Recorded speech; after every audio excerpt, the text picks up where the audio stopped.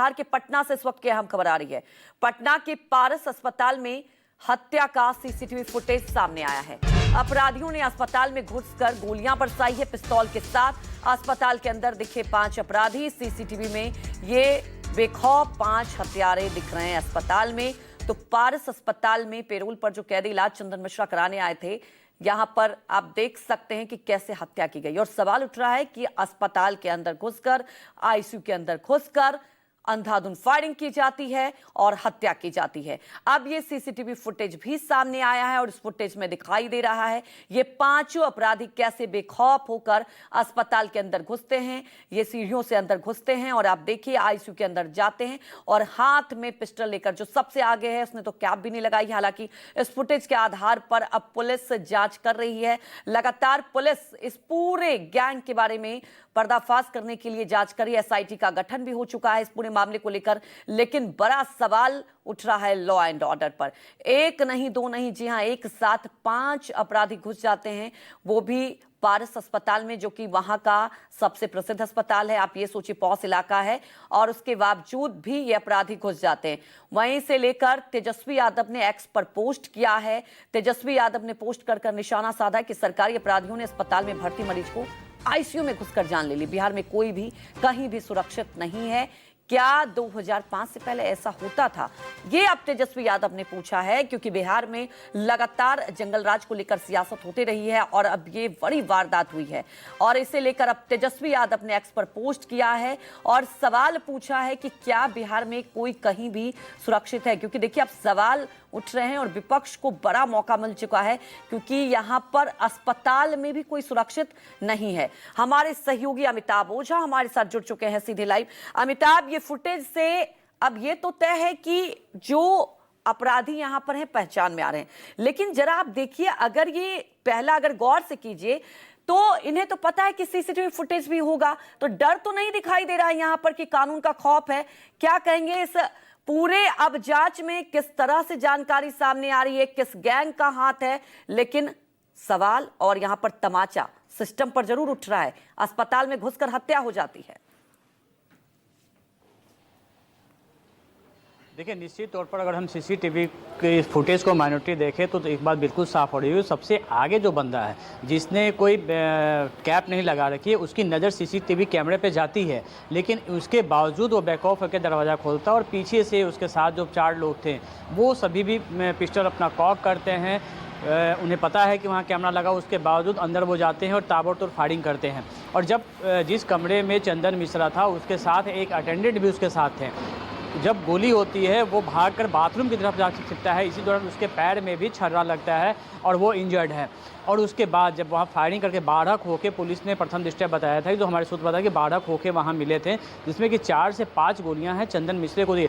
आप देखिए कि 4 जो शूटर थे वो पहले बाहर निकल जाते हैं, लेकिन 5वां जो शूटर था, जो सबसे पहले कमरे में एंटर किया था, वो सबसे बाद में वहाँ से निकलता है। यानी कि वो इस बात को कंफर्म करता है कि सामने वाली की मौत हो गई है, उसके बाद वो कमरे से बाहर निकल रहा है।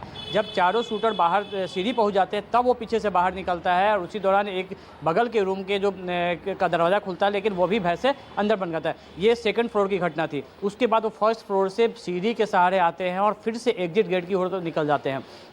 जो जानकारी पुलिस को मिली है उसके मुताबिक ये जो 5 शूटर हैं वो एक एक करके एग्जिट वाले गेट से अंदर घुसते हैं। चूँकि एग्जिट गेट से घुसने के बाद वहाँ सुरक्षा जांच नहीं होती है, वहाँ मेटल डिटेक्टर डोर नहीं होते हैं, जबकि मेन गेट से घुसने के समय में जो भी पेशेंट के अटेंडेंट होते हैं उनकी जाँच की जाती है। मेटल डिटेक्टर डोर भी वहाँ लगा हुआ है, तो उस डोर से ये नहीं घुसते हैं, पीछे की डोर से घुसते हैं। यानी कि कहीं ना कहीं जो सिक्योरिटी गार्ड है उनसे इनकी मिली भगत थी और उसकी मिली भगत के साथ ही के बाद ही ये अंदर घुसे थे। दूसरी बात, जो कैमरे जो सब मिले हुए हैं उन तमाम कैमरों की जांच की जा रही है और ये भी जानकारी मिली है, क्योंकि एक मेरे मरीज़ के अटेंडेंट ने जो बताया था कि कल शाम में भी ये शूटर देखे गए थे वहाँ। यानी कि पहले से पूरी रेकी की गई थी, पूरी तस्दीक कर ली गई थी किस रूम में है, कहाँ है, उसके बावजूद उसे आज निशाना बनाया गया था। देखिए, इसे गैंगवार के रूप में देखा जा रहा है, गैंगवार की घटना के रूप में देखा जा रहा है। और क्योंकि बक्सर के इलाके में ही नहीं बल्कि अब धीरे धीरे चंदन और शेरू गैंग जो उम्र कैद की सजा जेल में भुगत रहे थे, वो अपना एक पैरेलल गैंग तैयार कर रहे थे, जो बिहार, बंगाल, उड़ीसा में सोना लूट की घटनाओं को अंजाम देने में लगे हुए थे।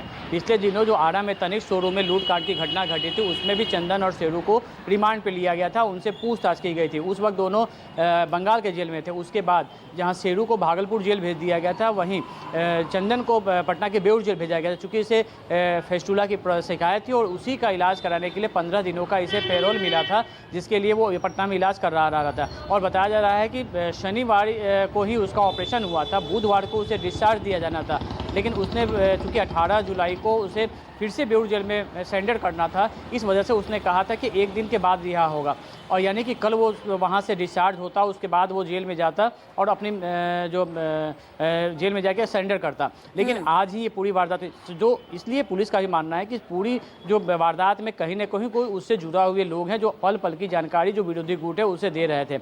अब इस पूरी वारदात को बेउर जेल में बंद एक और सरगना से जोड़ा जा रहा है, जो खुद एक बहुत बड़ा सोना लुटेरा है और देश के कई हिस्सों में उसने लूट की बड़ी वारदात को अंजाम दिया है, लेकिन वो खुद इस समय पश्चिम बंगाल के पुरुलिया जेल में है। तो इसलिए अभी उसे रिमांड पे नहीं लिया सकता, लेकिन पुलिस की टीम जो है, अलग अलग टीमें जो लगी हुई है, पटना एसएसपी के निर्देश पर, इसमें अनुरोध पर एक अलग स्पेशल फॉरेंसिक टीम बनाई गई, जो पूरे मामले की जांच कर रही है, वहाँ फॉरेंसिक एविडेंस देख रही है। जो जानकारी मिली है कि इसमें .9 mm के पिस्टल से फायरिंग की गई है, जो ऑटोमेटिक पिस्टल है, उसका इस्तेमाल अपराधियों ने किया था, जो तस्वीरों में सीसीटीवी फुटेज में दिख भी रहा है।